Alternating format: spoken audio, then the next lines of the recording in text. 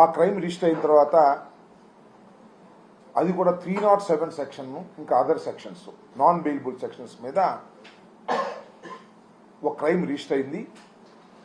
తర్వాత చంద్రబాబు నాయుడు గారు దాని మీద యాంటిసిపేటరీ బెయిల్కి వెళ్ళడం జరిగింది. యాంటిసిపేటరీ బెయిల్ కూడా హైకోర్టు వారు శాంక్షన్ చేయడం జరిగింది. ఆ కేసు ఇన్వెస్టిగేషన్లో ఉన్నటువంటి దశ. ఇందులో ప్రభుత్వం మారింది.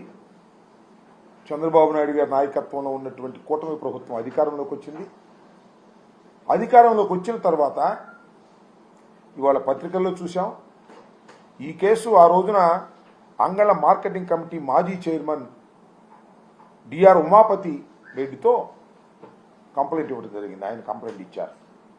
ఈ కేసు ఏంటో కొద్దిగా పూర్వపరాలకు వెళ్తే, చంద్రబాబు నాయుడు గారు ముదివేడు సమీపంలో 750 కోట్ల రూపాయలతో నిర్మిస్తున్నటువంటి ఒక రిజర్వాయర్కి సంబంధించినటువంటి అంశంలో ఆయన ఎన్జిటికి వెళ్ళి అక్కడ స్టే తీసుకొచ్చారు. దాన్ని సందర్శించాలి అనేటువంటి ఉద్దేశంతో ఆయన పెద్ద ఎత్తున నాయకుల్ని బలగాల్ని తీసుకుని వెళ్తున్నప్పుడు ఘర్షణ జరిగాయి. ఆ ఘర్షణ సందర్భంలో పోలీసుల్ని కొట్టేటటువంటి కార్యక్రమం చేశారు. వైఎస్ఆర్ కాంగ్రెస్ పార్టీ కార్యకర్తలను కొట్టేటటువంటి ప్రయత్నం చేశారు. ఒక పోలీస్ అధికారికి, ఒక పోలీస్కి అధికారో లేకపోతే ఆయన కానిస్టేబుల్, ఆయనకు గాయం కూడా అయింది. వీటిని పురస్కరించుకొని అప్పుడు ఉమాపతి రెడ్డి గారు ఇచ్చినటువంటి కంప్లైంట్ని ఆధారంగా చేసుకొని 20 మంది మీద 307 మరియు ఇతర సెక్షన్స్తో కేసు నమోదు చేశారు. జనరల్గా కేసు నమోదు చేసిన తర్వాత దాని యొక్క న్యాచురల్ కోర్స్ ఏంటంటే ఇన్వెస్టిగేషన్ చేస్తారు. ఆ తరువాత ఛార్జ్షీట్ ఫైల్ చేస్తారు. కోర్టులో విచారణ జరిగిన తర్వాత దానిలో వాస్తవాలు ఉంటే శిక్షిస్తారు, లేకపోతే లేదు. ఇది అందరికీ తెలిసినటువంటి ప్రొసీజర్. కానీ చంద్రబాబు నాయుడు గారికి అధికారం వచ్చిన తర్వాత ఆ పోలీస్ యంత్రాంగాన్ని దుర్వినియోగం చేసేటటువంటి కార్యక్రమంలో ఇవాళ ఈ ఉమాపతి రెడ్డి గారికి ఒక నోటీస్ సర్వ్ చేసి ఆయన ఇన్వెస్టిగేషన్కి సహకరించడం లేదు, వాస్తవాలు ఆయన చెప్పడం లేదు అని మీ కేసు ఎత్తేస్తున్నాం అనేటువంటి ఒక నోటీస్ ఇచ్చేశారు. ఎంత దారుణం అండి ఇది! ప్రజాస్వామ్య దేశంలో అతను ముఖ్యమంత్రి కావచ్చు, ప్రధానమంత్రి కావచ్చు, ఎంత గొప్పవారైనా కావచ్చు, ఒకసారి కేసు రిజిస్టర్ అయిన తర్వాత అది కోర్టుకు వెళ్ళకోకుండానే దాన్ని పోలీసుల ఇన్వెస్టిగేషన్లోనే క్లోజ్ చేయాలనే ప్రయత్నం చేయటం అనేది అధికారంలో ఉన్నాడు కాబట్టి చంద్రబాబు నాయుడు గారు చేసుకుంటున్నారు. ఈ ధర్మమేనా అని అడుగుతా ఉన్నా. రేపైనా ఇంతే కదా. ఇంకో కేసు వచ్చినా కూడా ఏదైనా కేసులు జరిగితే ఇన్వెస్టిగేషన్లోనే దాన్ని తొక్కేసి నేరస్తుల్ని పక్కన పెట్టేసేటటువంటి ఒక దుష్ట సాంప్రదాయాన్ని నారా చంద్రబాబు నాయుడు గారు తీసుకురావడం అనేది చాలా దురదృష్టకరమైనటువంటి పరిణామం. ఇవాళ ఏం జరుగుతూ ఉందంటే రాష్ట్రంలో వారి మీద ఉన్నటువంటి కేసుల్ని, ఎవరి మీద? తెలుగుదేశం పార్టీ వారి మీద ఉన్న కేసుల్ని, ముఖ్యమంత్రి గారి మీద ఉన్న కేసుల్ని, లేదా తెలుగుదేశం పార్టీకి ఒత్తాసు పలికేటటువంటి వారి మీద ఉన్నటువంటి కేసుల్ని తీసేసే కార్యక్రమం చేస్తున్నారు. జగన్మోహన్ రెడ్డి గారు వైఎస్ఆర్ కాంగ్రెస్ పార్టీ మీద కొత్త కేసులు సృష్టించి పెడుతున్నారు. మీరు చూశారు కదా, ఎన్టీఆర్ భవన్ మీద అంటే తెలుగుదేశం ఆఫీస్ మీద దాడి జరిగిందని కేసు రిజిస్టర్ చేస్తే ఇన్వెస్టిగేషన్ దశలో ఉంటే దానిలో కొంతమందిని పార్టీ నోటీస్ ఇచ్చి అరెస్ట్ చేసి వదిలేస్తే మళ్ళా కొత్తగా కేసు ఓపెన్ చేసి దానిలో 307 వేశారు. దానిలో 307 వేసి మళ్ళా కొత్త వారిని అరెస్ట్ చేయాలనేటువంటి ప్రయత్నం చేస్తే కొంతమంది అరెస్ట్ చేశారు, కొంతమంది బెయిల్కి వెళ్ళారు. ఈ విధంగా పోలీసుల్ని, పోలీసు వ్యవస్థని ఉపయోగించుకొని తెలుగుదేశం పార్టీ వారినేమో కేసుల నుంచి తప్పించేటటువంటి కార్యక్రమం, వైఎస్ఆర్ కాంగ్రెస్ పార్టీకి సంబంధించిన నాయకులనేమో కొత్త కేసులు పెట్టి వాటిల్లో ఇరికించి వాళ్ళని వేధించాలి అనేటువంటి కార్యక్రమం. ఇంత దుర్మార్గమైనటువంటి పరిపాలన ఇంతకుముందు ఎప్పుడు జరగలేదు. మరి చంద్రబాబు నాయుడు గారు ఇంతకుముందు కూడా చాలా సందర్భాల్లో తెలుగుదేశం వారి మీద కేసులు ఉన్నాయి, వైసీపీ మీద కేసులు ఉన్నాయి. మేము వస్తేనే వైసీపీ మీద కేసులు తీసేసే కార్యక్రమం చేయలేదు. మేము చేసిందల్లా ఒకటి, ఆ రోజున నారా చంద్రబాబు నాయుడు గారు అధికారంలో ఉన్నప్పుడు కాపు ఉద్యమంలో కాపుల మీద పెట్టినటువంటి కేసులన్నింటినీ కూడా ఒక జీవోతో తీసేశాం.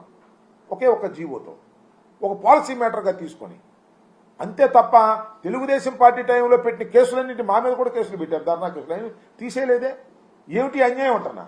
ఒక లా అండ్ ఆర్డర్ను మెయింటైన్ చేయాల్సినటువంటి ప్రభుత్వం తమ మీద కేసుల్ని తీసేసుకోవడానికి అధికారం ఉపయోగించుకునేటువంటి పరిస్థితి చేస్తుందంటే నిజంగా చంద్రబాబు నాయుడు గారు ఏం చేయాలంటే, ఎస్ వైఎస్ఆర్ కాంగ్రెస్ పార్టీలో నా మీద కేసు పెట్టారు, ఇది ఫాల్స్ కేసు, దీన్ని కోర్టులో ఎదుర్కొంటాను, కోర్టులో ఎదుర్కొని కోర్టు నుంచి పునీతంగా బయటకు వస్తాను అని చెప్పాలి. కానీ పోలీస్ ఇన్వెస్టిగేషన్లోని అధికారులను అడ్డం పెట్టుకుని కేసులు తీసేసేటటువంటి కార్యక్రమం చేస్తున్నారంటే ఇది నిజంగా ఈ ప్రజాస్వామ్య దేశంలో ఎంత ఘోరంగా చంద్రబాబు నాయుడు గారు ప్రవర్తిస్తున్నారో ప్రజలు అర్థం చేసుకోవాలి, మేధావులు అర్థం చేసుకోవాలని కూడా ఈ సందర్భంగా నేను మనవి చేస్తున్నాను. చంద్రబాబు నాయుడు గారు ఆ రోజున ఎంత దారుణంగా ప్రవర్తించారో మీ అందరికీ గుర్తుండే ఉంటుంది. వెళ్ళి గలాట సృష్టించేటువంటి కార్యక్రమం చేస్తేనే తప్పనిసరి అయిన పరిస్థితుల్లోనే ఉమాపతి రెడ్డి గారు కంప్లైంట్ ఇస్తే పోలీసులు కేసు రిజిస్టర్ చేశారు. అదే పోలీసుల చేత కేసు విత్డ్రా చేయించుకునేటటువంటి దౌర్భాగ్యమైన పరిస్థితికి చంద్రబాబు నాయుడు గారు రావడం చాలా దురదృష్టకరం. దీన్ని మేము తీవ్రంగా ఖండిస్తున్నాం. ఇప్పటికైనా చంద్రబాబు నాయుడు గారు తనని కోర్టులో నిరూపించుకొని బయటికి రావాలి. ఇన్వెస్టిగేషన్లో అధికారాన్ని ఉపయోగించుకొని తప్పుకు పోతే అది సరైనటువంటి సాంప్రదాయం కాదని కూడా ఈ సందర్భంగా నేను చెప్పదలుచుకున్నాను. రెండో అంశం ఏంటంటే, రాష్ట్రంలో ఒక చాలా చిత్రమైనటువంటి పరిస్థితి వచ్చింది చంద్రబాబు నాయుడు గారు వచ్చిన తర్వాత. అన్ని సిండికేట్లు ఇవాళ అసలు టెండర్లు ఉండవు, కాంపిటీషన్లు ఉండవు, ధరలు మాత్రం వాళ్ళు నిర్ణయిస్తారు, ఆ ధరలకే మనం కొనాలి, లేదు మనం అమ్ముకోవాలన్నా కూడా ఆ ధరలకే మనం అమ్ముకోవాలి. ఇలాంటి ఒక కొత్త పద్ధతిని చంద్రబాబు నాయుడు గారు తీసుకొచ్చారు. సరే, అది ఆయన పాత పద్ధతులు ఇంతవరకు 2014 to 19 వరకు చేసినప్పుడు కూడా ఇదే పద్ధతిలో ఆయన చేశారు. చాలా దురదృష్టకరం. కేవలం 4 మాసాలు కూడా నిన్నల 4 మాసాలకే ప్రజా వ్యతిరేకత విపరీతంగా పెరిగిపోయినటువంటి పరిస్థితి కనిపిస్తా ఉన్నది.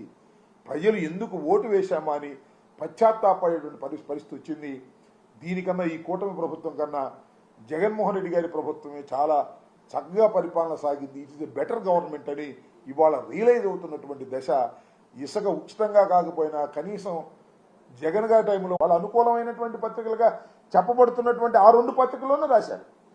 బ్రాంతి షాపుల విషయం కానీ ఇసుక కానీ ఆఫ్టర్ ఫెయిల్యూర్, ఇసుకలో ఏ విధంగా ఆఫ్టర్ ఫెయిల్యూర్ అయ్యారో రేపు నాణ్యమైనటువంటి మందులో కూడా ఆఫ్టర్ ఫెయిల్యూర్ కాబోతున్నారు అనే విషయాన్ని దయచేసి గుర్తుపెట్టుకోమని మనవి చేస్తున్నా. ఇసుక అనేది చాలా దారుణమైనటువంటి పరిస్థితుల్లోకి చేశారు. ఇసుక నేను మనవి చేస్తున్నా, మేము అధికారం దిగిపోయే సమయానికి స్టాక్ యార్డ్స్లో తీసుకొచ్చి పెట్టాం. ఎందుకంటే వర్షాకాలం వస్తుందని చెప్పేసి 80 లక్షల టన్నుల మెట్రిక్ టన్నుల ఇసుకని తీసుకొచ్చి స్టాక్స్లో పెడితే ప్రభుత్వం మారింది కదా, డేట్ రాగానే మళ్ళా చంద్రబాబు ప్రమాణ స్వీకారం చేసి లోపలే మొత్తం సగపైన అమ్మేసుకున్నారు. ఎవరంటే తెలుగుదేశం వాళ్ళే, అక్కడ గెలిచిన వాళ్ళ నాయకులు మొత్తం అమ్మేసుకున్నారు. మళ్ళీ మిగతాది కూడా సగం అమ్మేసుకున్నారు, మళ్ళీ మిగతాది కూడా అమ్మేసుకున్నారు. తర్వాత ఉచితంగా ఇవ్వాలనుకున్న సరుకులు సొంతంగా అమ్మేసుకుని డబ్బు చేసుకున్నటువంటి సందర్భం. మరిన్ని వీడియోస్ కోసం ఛానల్ ని సబ్స్క్రైబ్ చేయండి, లేటెస్ట్ అప్డేట్స్ కోసం వాట్సాప్ ఛానల్ ని ఫాలో చేయండి, అండ్ లింక్ డిస్క్రిప్షన్ లో ఉంది.